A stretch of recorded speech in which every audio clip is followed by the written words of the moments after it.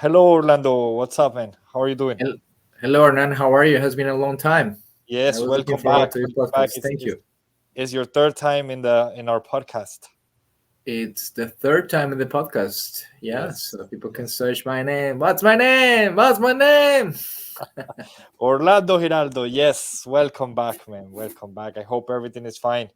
Today we're gonna talk about filmmaking once again with you. So, can you start by telling us or reminding us actually who Orlando Giraldo is? What drew you into this industry after studying something completely different? And yeah, you know the rest of the story. So go ahead. People want Yeah, to hear about here. you. I have degree in sport sciences from the Technological University of Pereira, Colombia. I'm Colombian Canadian. I'm a film director. I'm a member of the Directors Guild of Canada. And I started film when I was around 12 years old, trying to do family videos and things like that. Nobody taught me by myself, and then I live life. I have a family, and then at some point in my life, film bumped into my life, and decided, and I discovered that I was my real passion. When I look at my picture when I was 13 years old, carrying a Sony camera, and it has been an 8 years since then. And we did all of our films. Good news, this is news. Had some awards. Pagans, Bill, and all that stuff got awards. So we're going in the right track and trying to continue evolving within the industry. All right, I right. I remember we spoke about among others, but we spoke about Clash Yeah, on our first two episodes. You want to remind us what Clash is about? yeah. Was that your first production Yeah. or So we did. I started working with Dmitry Dolgov, another filmmaker. We did around. There's a like a short web series called Change the All, which was like our first exercise of filmmaking, and then I decided to venture into my own, which is Clash. When I wrote Clash, and it became like a this big thing.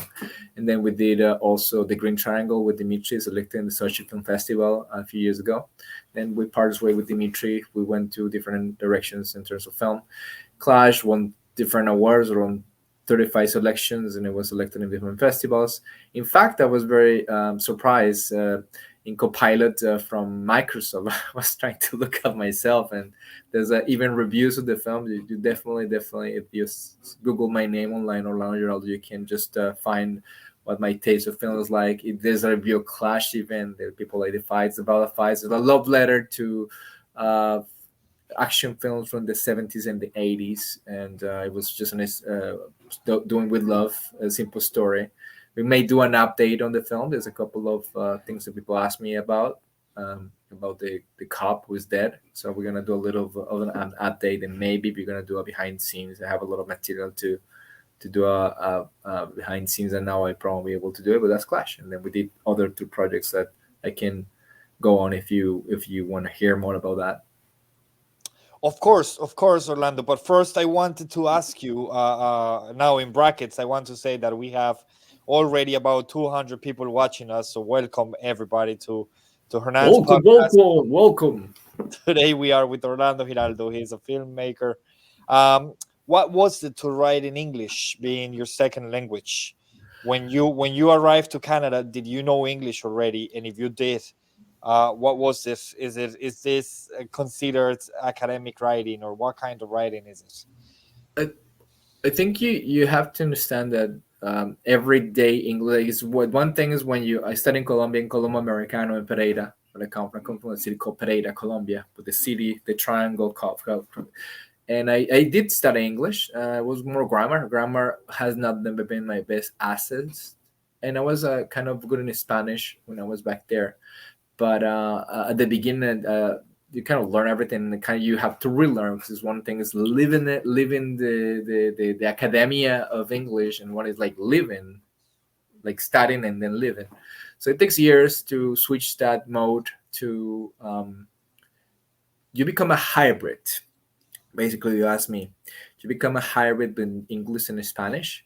So sometimes I was recently in Colombia, and it was hard for me to not to talk in Spanish, but it just I use you have the tendency to you forget some words because you don't use them often, and then you fill them with the English words, or a version of the Spanish word, the English. So you kind of have that little gap between the English and Spanish. So when you become a hybrid, that's your question. Writing English is more natural for me right now because I've been half of my life in Canada. My grammar is not perfect, but I can definitely do writing. I can do writing English and probably understand more the ideology and the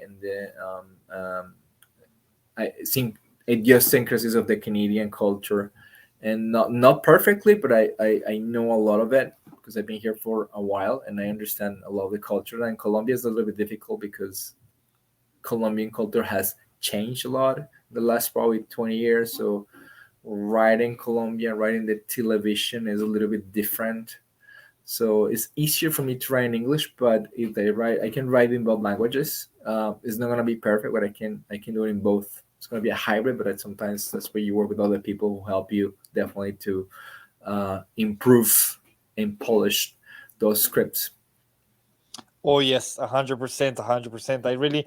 I find it more difficult at some stages. Where it depends on what I'm writing on, but Yeah. if I'm writing politics, then I definitely prefer Spanish. But if I'm writing topics related to education, which is my main field, I Hmm. definitely prefer English. So yeah, I totally agree. Yeah. You come Politics, I don't have an opinion. yeah, that's better. That's I wish I didn't have one, but yeah, that's better. Now going back to your projects, which of your projects you would you say was the more challenging and why? And I think this is the opportunity if you want to tell us more about your recent productions after Um, Clash.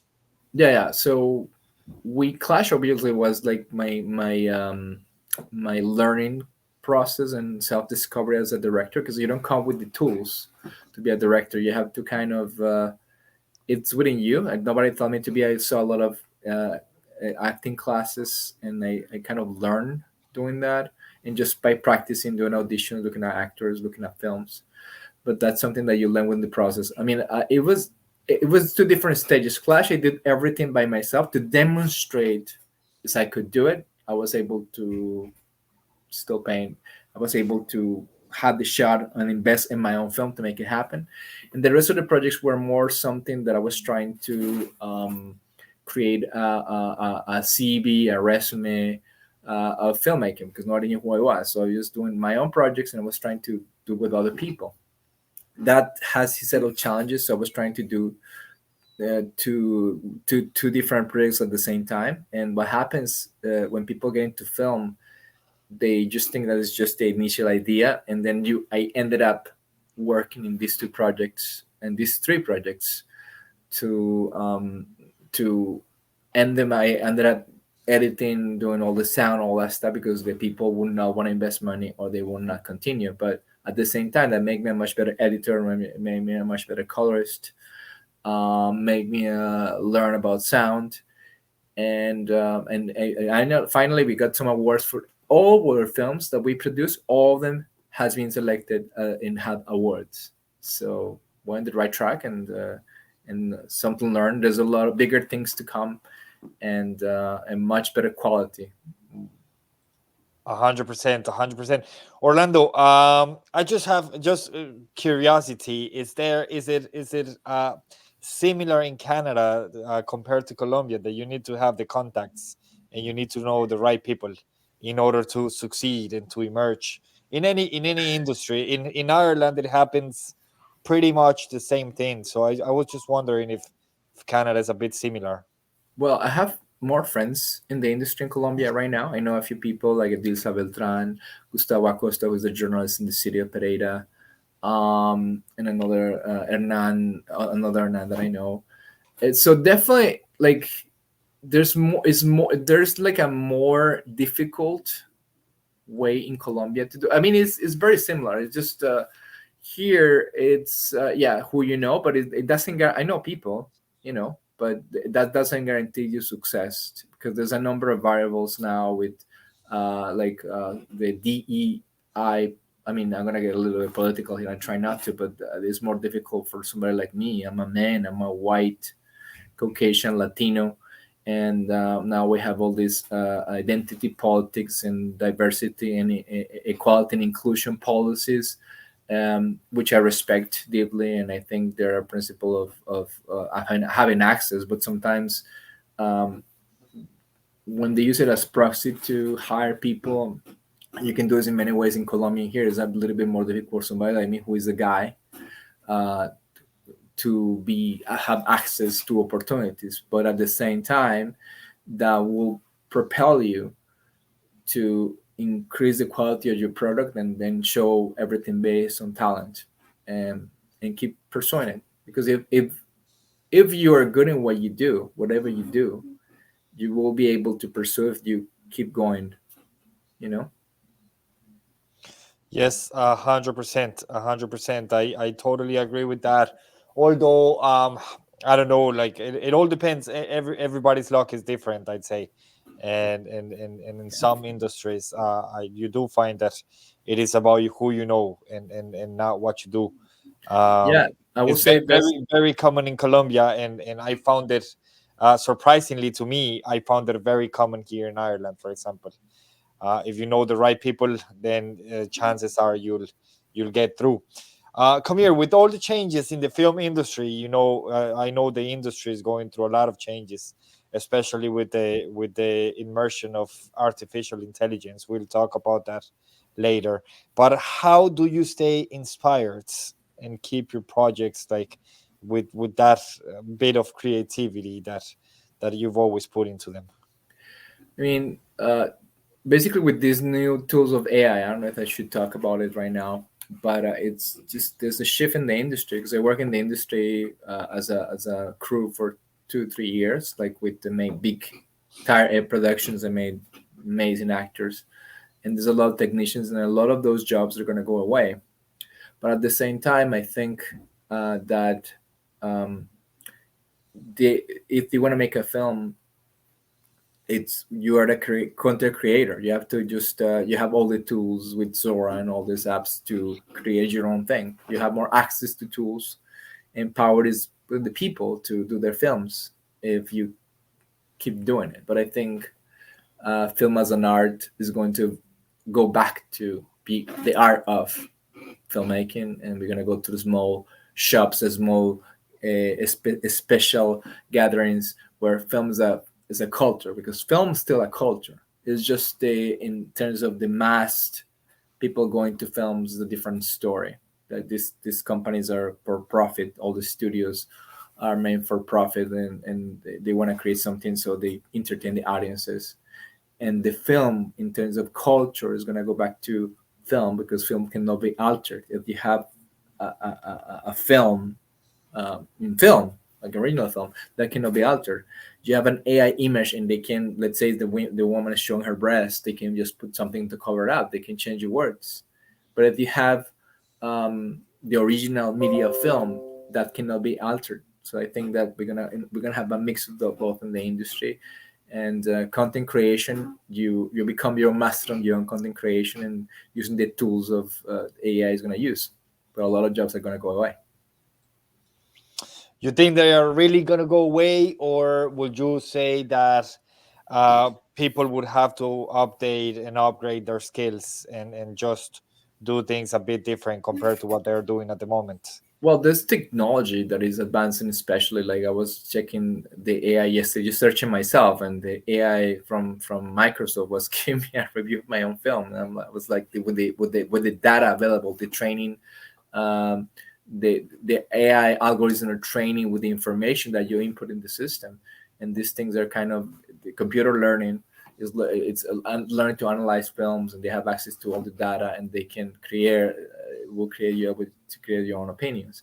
I think there's a lot of jobs like lighting, like a lot of things that are gonna go away, because these machines like Sora, like we just see they can create people, like background is gone, like the background performers or the extras that we call in the past are gone, because they can be created digitally.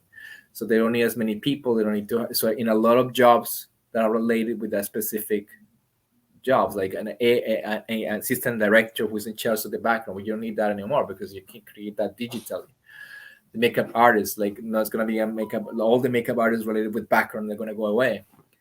There's like LED lights, screens, and environments that you can create whatever you want. So you don't have to think about the light, but the light, because this AI environments of the studios, you can just create an environment you want, and you don't have to worry much about the light because it's gonna be designed digitally, so you can put your actors in there in the real world. So all these things are changing. All the gaffers are gonna go away. So it's gonna shrink the size of the industry.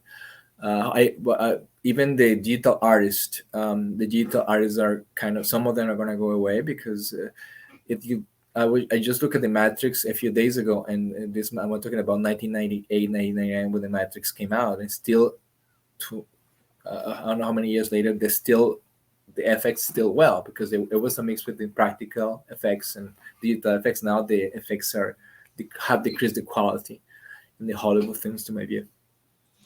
And talking about, you just introduced our following topic, talking about layoffs, like when people lose their jobs and stuff. Uh, we heard last year, I'd say around September, about the strike. The strike in your industry. There was, I think it was a 5-month strike from Yep. writers. So, Yes. so it was the WAES is World, the Writers of America West, and you're talking about something that is a little bit politics and something a little bit about film, like Hollywood. And there's different topics right here. One of them is, it's there all the studios, or now a lot of corporations have to, there's this fund of they have the culture of gender identity or race or whatever you're gonna call that. So they have to create content in order to receive money from these funds. Uh-huh. So they created all this content, LGBTQ plus, or women, or race-based content that they wanted to fill, you know, the boxes, and that backfired them in a big way. So studios like Disney lost a lot of money with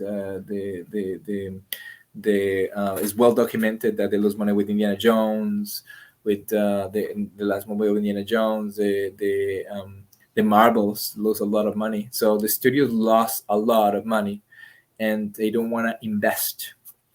And they're writing because they write everybody because of their whatever race or whatever. I mean, it should be more about merit of your own work, and not because you have gender. Or it has to be anything. I think it has to be more. I'm becoming political here. It has to be based of your on your work, right? Not filling the boxes. And they have all these writers that never have experience with the materials and all the marbles, or they wanted to fill a political agenda. And the audience was not, the people don't just want a movie to be entertained. They don't want to be exposed to a political idea, which respectable or unrespectable it is. So that's what happened with the studios. The studios lost a lot of profit, and a lot of studios are for sale. Panama was trying to merge Okay. with um, with Warner Brothers. The only thing people who is doing well in the industry, even Warner, lost a lot. Like in Spy, they did a lot of money with Barbie. They did like $1.2 billion. They lost money. So the only per studio who is making, or the streaming service who's making money, is Netflix for now. But all the studios, all of them lost money because of all they were trying to push these agendas, Riley fools, just trying to get what they thought the audience wanted. Then the audience, obviously, they showing the profits and they didn't want to see that kind of content. They want to just watch a movie where they just enjoy themselves, and they don't want to, they just want to be entertained. They don't want to be exposed to any political ideas or whatever your gender or your race is. People don't care about that. They just want to watch a good movie.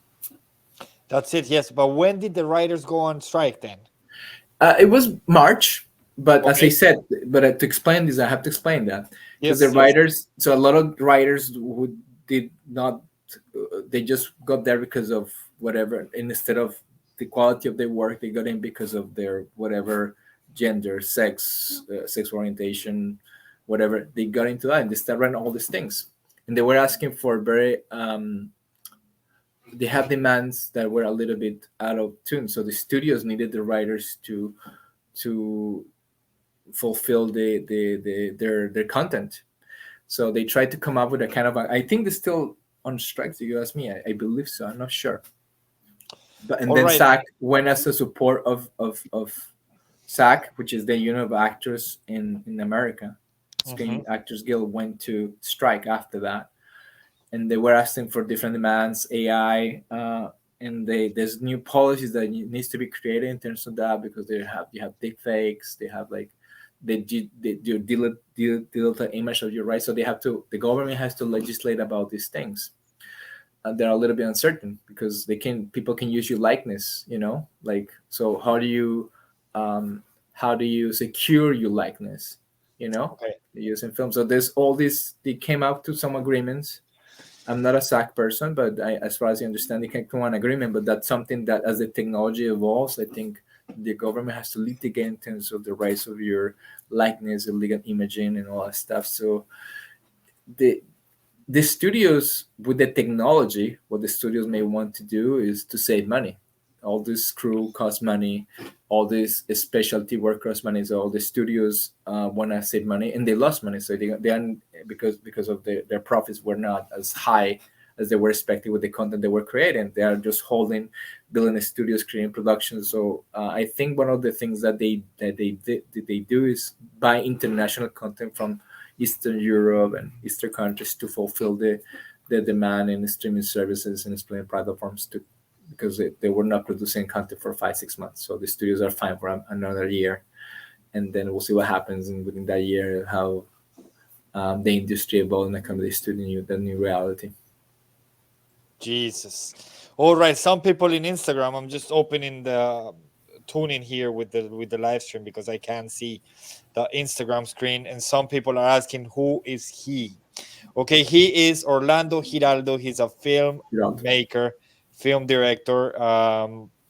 He introduced himself for the third time in our Don't me podcast. don't give me a hard time. I'm a director. I'm a film Oh no, director in television. yeah, no. What I'm saying is that you introduced yourself for the third time at the beginning of the episode. Yeah. So yeah, just in brief words, he's a film director, a filmmaker. Did you know that in Ireland and in some parts of the United Kingdom they say film instead of film? Yeah, I'm pretty sure and Ireland have great actors.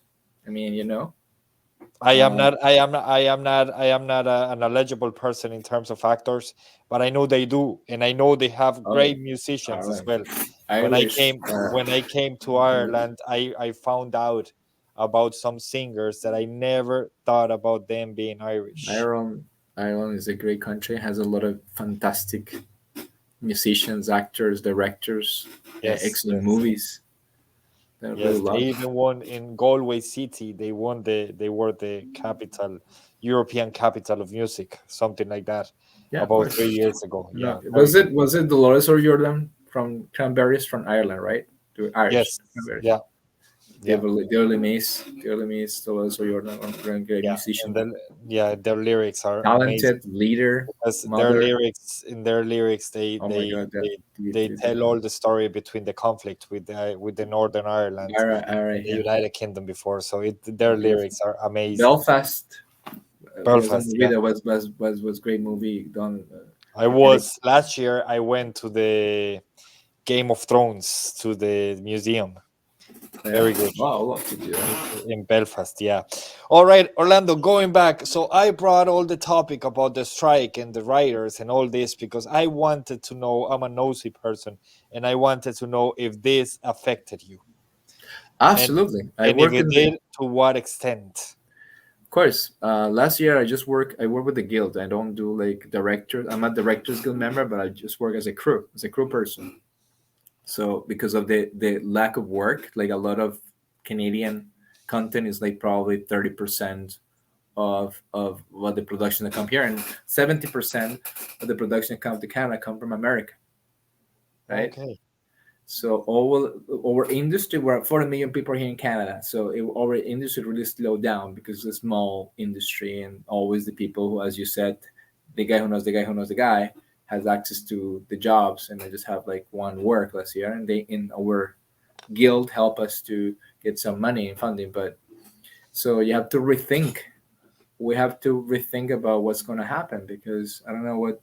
I had to continue my job as a filmmaker because I went to Japan, and I visited the grave of the one of the best directors in all time, Akira Kurosawa, and I'm promising that I try to honor film, and that's my mission: is honor film and all the masters that are that posted on my on this side right on this side right here to Yeah. show them and go back to cinema. We have to save film, and that's what I'm gonna try to do, because I like the masters, and I think we need to go back to it. It's like vinyl records. We have to go and see the masters and honor their legacy to continue doing good films that inspire people. And I'm pretty sure that there's films that we don't know that have been made at the time. That's it. Yes, a lot of films are making a film. I'd say it's a lot of effort, a lot of work, and also a lot of money, isn't it? What could be the budget? I know that that changes from film to film, Yeah. but for a 20-minute film, what could be the budget? Oh, you're talking a lot of time, because you're talking about music, you're talking about sound, you're talking about a number. It's complex. But now here's where we evolve, and this is where we go into our company, Megafilm Productions, which is my company, megafilmproductions.com. That's my company. So we're gonna try all this knowledge that we have doing independent for 9 years. We're gonna bring it to the people. So if anyone wants to make the film, they can do it with your phone.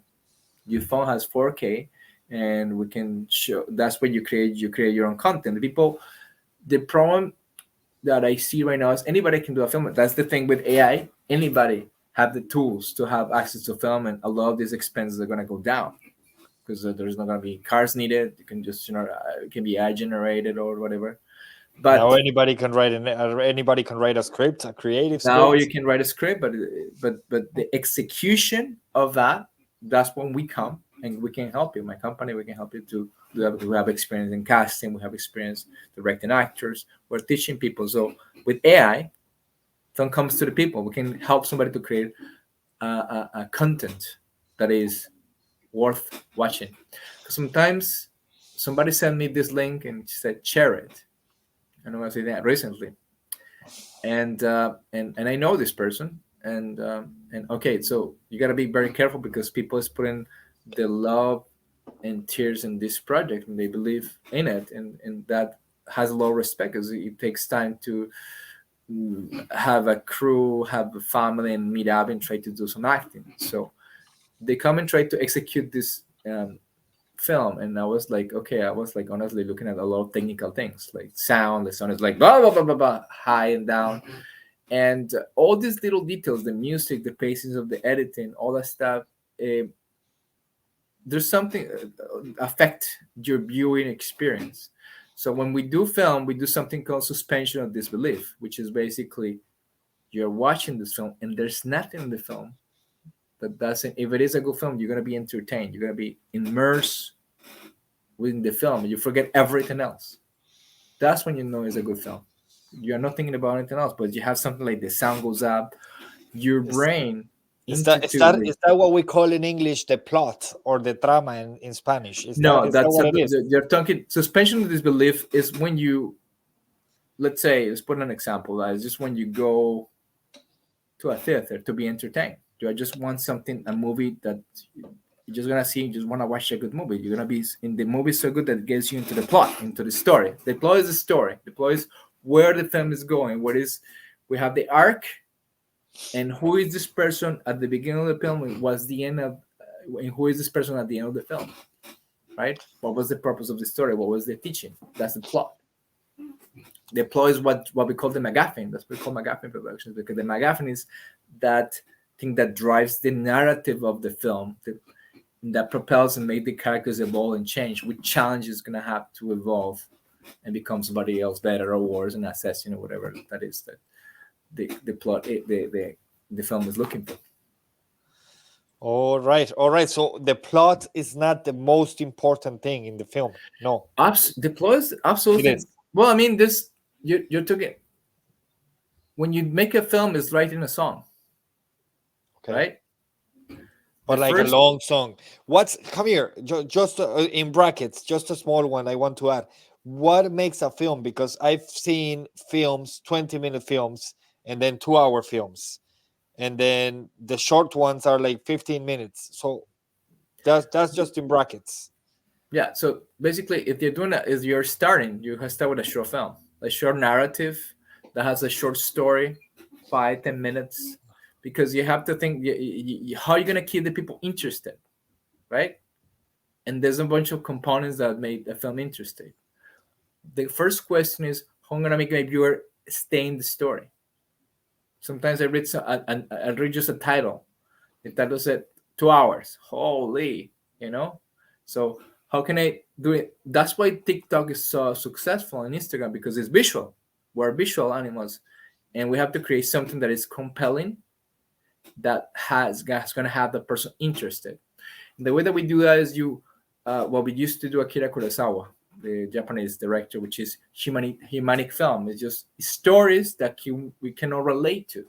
Like, you know what? That happened to me. That happened to somebody else.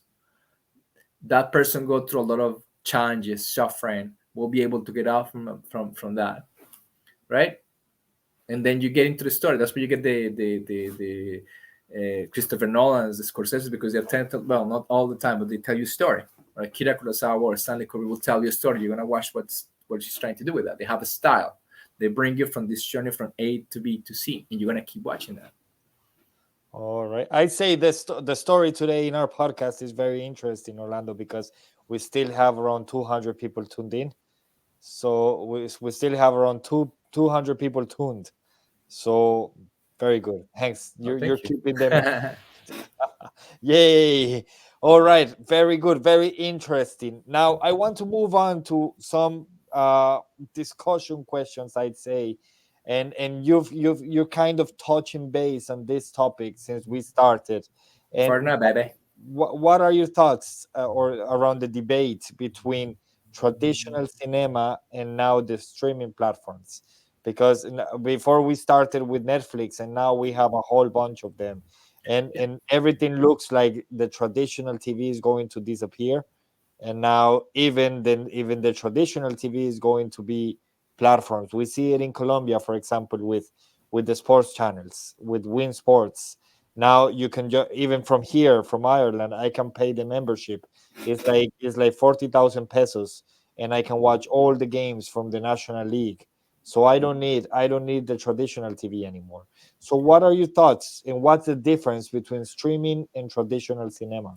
Um, I think, um, as I said before, when film started we have to look at after the Second World War with Roberto Rossellini. Uh, there was something called the art houses in America, and there was this small crafted places.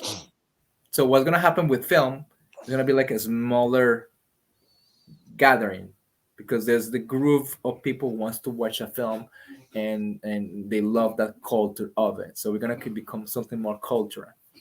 Now, for the masses, for the people need to be entertained. They have nothing else to do, and what's gonna happen is they're gonna be new options or new ways of packaging entertainment. You can do it through video games. You can do it through bundling up and just on your computer and just watching something. You're gonna be able to watch in the new goggles or the glasses that Google has.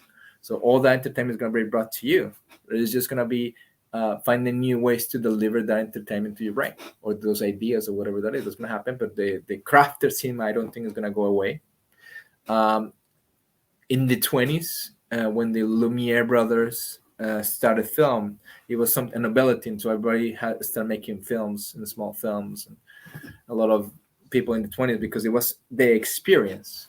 So when you listen, let's put the best example of this vinyl records. Vinyl records are back. And I was in Colombia recently, and I was in my girlfriend's farm, and we have this little vinyl player, and we had this comedian called Monte Cristo, and this guy has this vinyl from Monte Cristo, and he pulled it out, impressed, and this guy died like probably what 40 years ago. He played Monte Cristo, and we laugh about some of his jokes, but this it was just an experience listening to this 50-year-old vinyl record of this guy, and that was the experience, and that what film is and it will be, to my view, to those specific people. Like films, all films is the experience. You're gonna go to the theater for the experience, right? And you can see in festivals like TIFF. I was in TIFF last year. People was watching these films and was lineups for all these films, and they were watching because of the experience. They were laughing together. They were a crafted, a selected group of people watching these films, and because there's a culture, and that culture is not gonna go away. What is going to change for the masses is the delivery of film or the material is going to entertain it. You need something from work and forget about whatever it is, and you're going to go and check sports. And the delivery, that's what's going to change. Basically, that's what the streaming platforms are, whatever way. Would you reckon the new generations, do they have the same thoughts? Do they give sorry, now, do they give the same importance to the traditional cinema like we give? Um, I grew up in a different culture. Like I grew up in the 80s, late 70s, 80s, and my parents will bring me um, to the cinema to watch like Mexican mariachi films and whatever they could show me, because there was no entertainment. There was the TV. So for us, I guess for me personally, it's more about the experience, and that's what we need to preserve. Film, even film. People ask me, film or digital, and I work with both mediums. And the film can storage more information than the digital cameras. You can see the difference. And also with film, you cannot alter that. You can just put on a projector and you cannot alter that. With film, with digital media, you can alter dialogue, you can alter how the people dress, you know, the plots. But with real film, the real thing, you cannot alter that. You can just present people. It's going to be a community, or there's still a community for that. And that's where I think we're going. One final question relating this topic. It's, can you make a full movie with a mobile phone, with a cell phone? Absolutely. That's what we're trying to do. Um, there was a movie called Tangerine a few years ago. The director did the Florida project as well. He was nominated to an Oscar, and he did it for an iPhone 5. So what you do, and this phone is an iPhone 13, and it has 4K. It has 3 cameras Yeah. on the top. Can you see it? And then Yeah. you can just add different lenses, and you can adapt it, right, to film. So you can just, there's different apps that you can measure the distance, the lenses, and that sort of thing. And then you can just decide which lens you want. You want a 50, you want 100, you want which lens with length you have. So you need some lens to understand what is a lens, how do you stand, one person here, what's the composition of the scene. As you see, I try to, when I work with you, this is my composition. You see, you have clash on my right, on this side right here. You have my directors right here. You have Akira Kurosawa on my other side. So sometimes that's composition. So I'm composing an image. That's what I think the picture is. That's exactly what I don't do. See the difference? A man, Yeah, of an course. experienced man that knows what he's doing, Exactly, and exactly. an unexperienced one that doesn't even know, doesn't have a clue You what he's have doing. not asked me about my projects.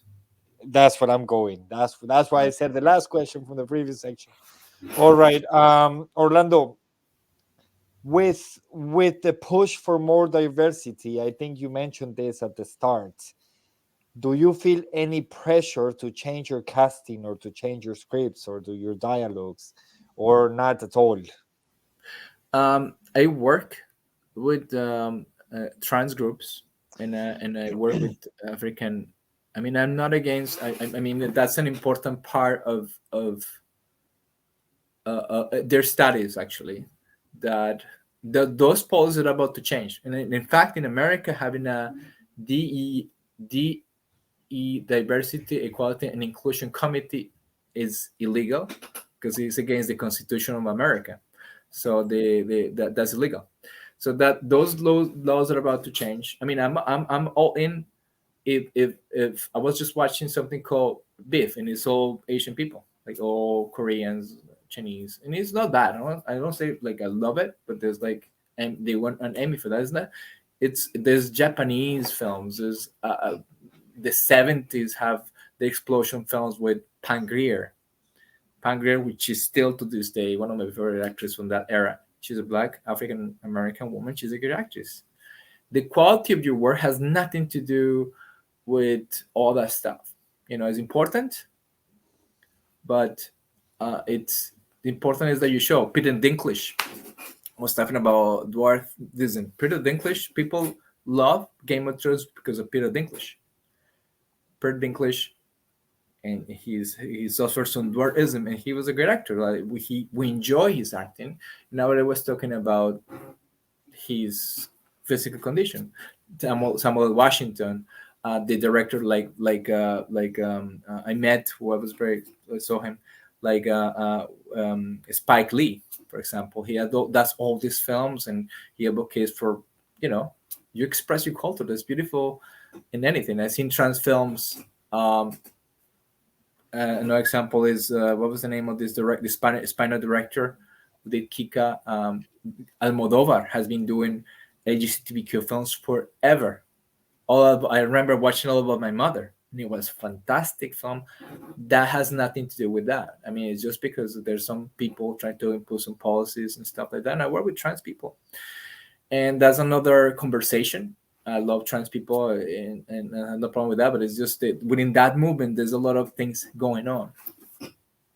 That's it. Um, Yes, I remember there there was a movie a few months ago about a Mexican director that was banned in a lot of countries. I don't remember the name. It was about children.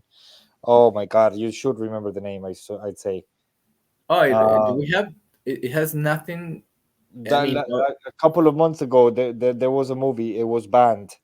The director, man, I think, is Mexican. I don't know. Oh yeah, yeah. You're talking about Angel Studios. Yeah, I Yes, know what you're talking about. The kids put the children yes, were like commercialized. yeah, Yeah, I watched yeah. that movie. That movie was banned. They didn't It run was any. subversive. It Yeah. was showing about the real spirit of some of the Hollywood and elites. What's That the they, title of the movie tra- again? tra- I just want to remember. Son of Light or something like that. It's in Netflix actually. Yeah, They make a something lot like of that. money. They have a low budget. They have it in Disney for 4 years, and Disney didn't want to touch it. And then Angel Studios was able to produce it. You have to search for that movie. It's gonna drive me nuts. Yes, yes. I don't remember. I don't remember. All right, Orlando. Now, what projects are you currently working on, and what can you tell us about them? I know you're always very, very discreet about it. Obviously, but what's coming from your side as a filmmaker? Well, first and foremost, all our films. I was about Sound of Light. I forgot the, I forgot the name, but it's Angel Studios. They make a lot of money. There was theaters were packed, and it was a little exaggerated, but it was a fantastic, fantastic film. Yeah, I Um, know in many countries they banned it.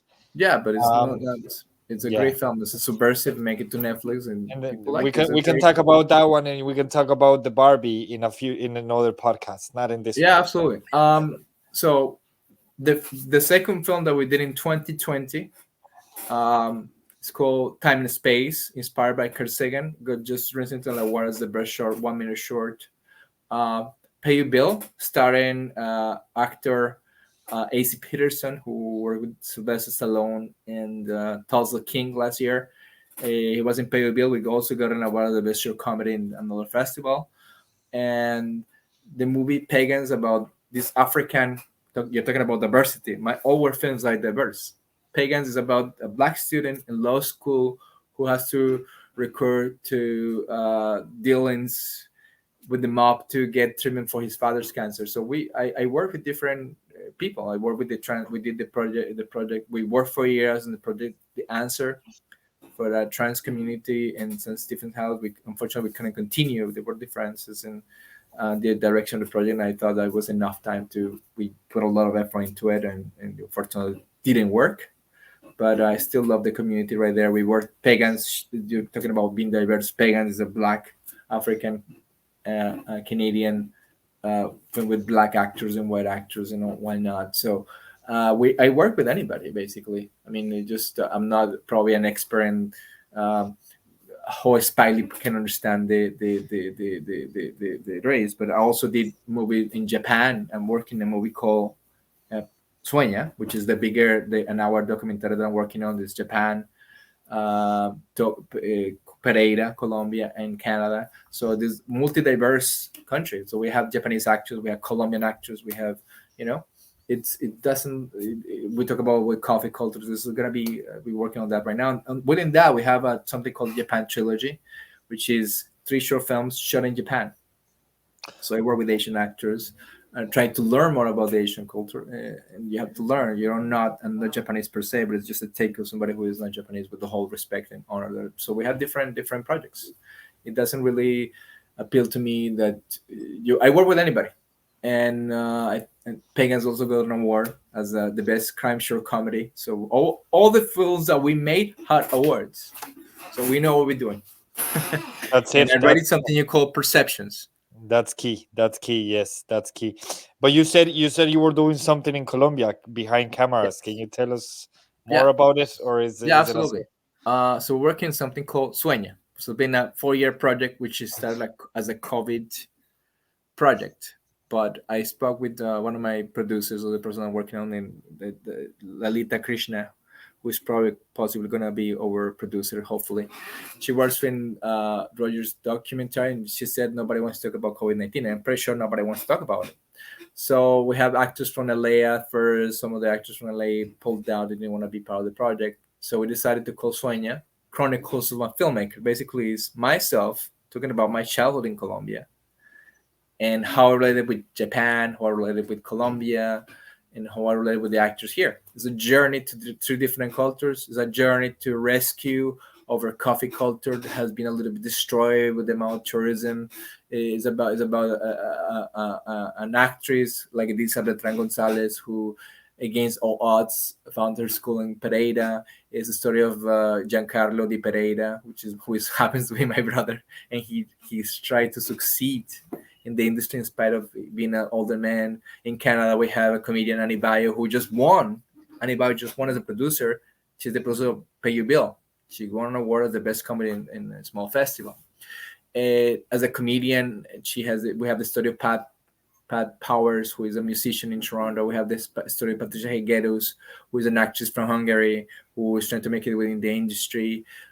In Japan, we have Keitai Samurai. He started studying samurai because he wanted to be like Jim Carrey and honor his samurai culture.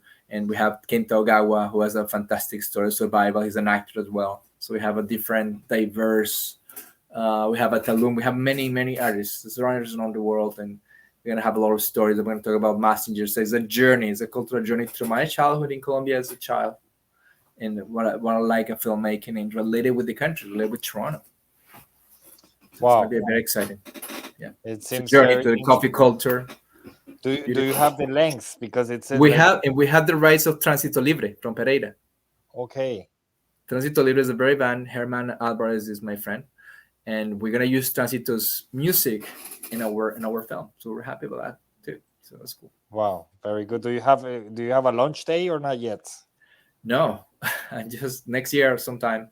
I probably haven't. I don't want to say any tentative date, but I'm gonna try. I'm working with the interviews, a lot of interviews, and a lot of finding, some shift and everything. But I have a date that probably I'll say September next year. But we'll see. I'm gonna try to have everything ready before Valentine's September. Day in Colombia, so it's a good day. It's a good day Yeah, to launch it. yeah. I don't know what's gonna happen with that, but we'll see. We're gonna be different festivals. We're trying to work a couple of people who join us as a producer, so we have a name to attach to the project that will help us to open doors. We're working still on it. We'll see. You never know. Very good, Orlando. Two more questions before we finish. How has your approach to filmmaking evolved over time? Oh, absolutely. There's a lot of people. You have. I was thinking about that today because you have a lot of people who is a naysayer. Okay, The people. Somebody told me, one of my closest friends, that you don't have it on you. You know, and and you have to do what you love. Life is very short. You have to pay bills and all that stuff, but art is part of life. If you don't have art on your life, where is to live? So I think you have to be consistent and keep going and keep believing that whatever art or work you do, you have to do it with love, and that comes from the love and the dedication you have to that. I don't know if it's gonna make any money out of any films or anything like that. It's very very difficult, but I love the art, and I'm just gonna die with it because it's part of my DNA. that's it. Can you live out of filmmaking? I did for some time. We're trying to relaunch this thing about teaching how to people make movies with their phones, but if they want to learn about filmmaking, we make it an immersive. We're starting to design the courses to make a practical experience how to make a film. So I can teach people how to cast actors, how to direct actors, how to all that stuff. I can teach because I have the experience. I have 10 years of experience. Apply for funding, apply for this, apply for that. We had this experience that we're gonna bring the film to the people. No rules. There's no rules. The rules are the one that you impose yourself. Have That's at it. use this AI because film is in the palm of your hands. Now do it correctly. That's it. Maybe you can That's what sell we're coming. courses. You can sell courses in platforms like Hotmart and Uh huh. others, and Exactly. So the idea is that would that keep would be financing the other projects that I'm working on. that would Teach skyrocket, people, have skyrocket. my students, because I'm a teacher like you. Yeah, I've always been a teacher. So I'm a teacher as a personal trainer. I'm working on designing my own brand of fitness. So we're starting designing that too because we have success in with mobility and all that stuff. We have been filmmaking. So it's a teaching. I've always been a teacher my whole life. So not in I've been in the classroom for a little bit, but I also thought I can transfer that skill to other courses and teach other people what we so do so because what we do is we're talking at the end. We're talking about some entrepreneurship at the same time. You know, filmmaking yes. and being an entrepreneur. Yeah, you can help actors to do a little bit auditions better. We can help people to move from through fitness, fitness for life, mobility. That's one of the things that we try to do. Films to make films that are entertaining. That is, I want to watch the film. I want to watch the film because I've seen so many talented people, and they just need some guidance. And That's it. talent sometimes is guide, because you can be talented, but you need it's like you have a pro, but you have to polish it. That's There's some it. Yes, techniques that the people do learn, and we can just pass that knowledge to others and feel happy with their achievements. It's very nice when that's see it. somebody making a film and you're like, wow, I helped that person to accomplish that. That's it. Yes, yes. That's key when you teach. They say to teach is to touch lives. That's what they say. That's Yeah. the saying. To teach is to touch lives. Come here, Orlando. Last question. Looking ahead, what's the next big challenge you have uh, within your career? well, first and foremost, I'm trying to put my life together personally and financially. That's the first thing. That's the first two things that we have to do. um, we're working on it and continue with the projects, entrepreneurship, I guess, um, and keep living the dream in a different way. If it is not with the guild, or I'm part of the guild, but I don't know what's gonna happen with the guild. The guild is low, and continue with the projects. I'm gonna finish my projects that I've been working so hard because there's a lot of people who we're working with, like that they trust us with their stuff. So we have to finish that. We owe that to them, and we're gonna finish those things until the end, and then from there we'll see what happens, and do more films or stuff like that. And now I'm writing a new project. I never expect doing perceptions, and I was just thinking about that last night. So new things always have things New on things to their mind come, slipping new and working on. challenges. Yes. All right. This was Orlando Giraldo. Orlando, please stay with me behind cameras. I want to thank everybody for tuning in today, Okay. and I hope Orlando could come back to us a fourth time to give us an update about his career and about all he's doing, and obviously the ones that are from Colombia, especially if you're living abroad. I think we are very eager to watch that film that is coming out next year in Colombia, or about Colombian culture and coffee culture and all that. Japanese culture and And Canadian culture. Japanese and Canadian, yes, yes. Will it be where would it be, like the scenes and everything? Will they be in Colombia, Um, I or was in the shooting. three countries? Yeah, we have different. So what I'm working on right now is the edit is just connecting the stories. So I'm using my childhood of Colombia, like where I grew up, what I saw. Then I connect my childhood in Colombia con this country. These countries are very, very part of my life. Okay, I grew up with Japanese culture when I was a kid, like probably you did. All the manga and all that stuff. I grew up with yeah, Japanese culture, and it's a country that I really love. Canada was always when I was in grade seven. I wanted to go to Toronto, and then one day I was living here. That's why I said sueña because I was soñando when I was a kid. yeah. And I ended up in Canada. So I was looking grade seven, looking at that book that my brother had. My brother has a geography book. He gave it to me, and there were two things that impact me from that film when I was in grade seven. So one is I opened the page and it says Toronto, Canada, and there was something about that picture, I and I'm here. remember it. I manifested that, and then the back cover of the film, the back cover was Mount Fuji in Japan, and I was there a couple of years ago. So it's like Unbelievable. you The manifest the power of 13 year old, thinking. the 14-year-old manifested those things, and that's what it's is about, is Yeah, manifesting your dreams, whatever those are. the power of thinking, the law of attraction. Oh, we have our next three episodes, Orlando, from this from this from Yeah, the last really? last 3 minutes. All right. Thanks, everyone. Orlando, please stay with me so we can touch base once again. See you guys You know, in live, the love, next and one. prosper. You know what this is? Star Trek.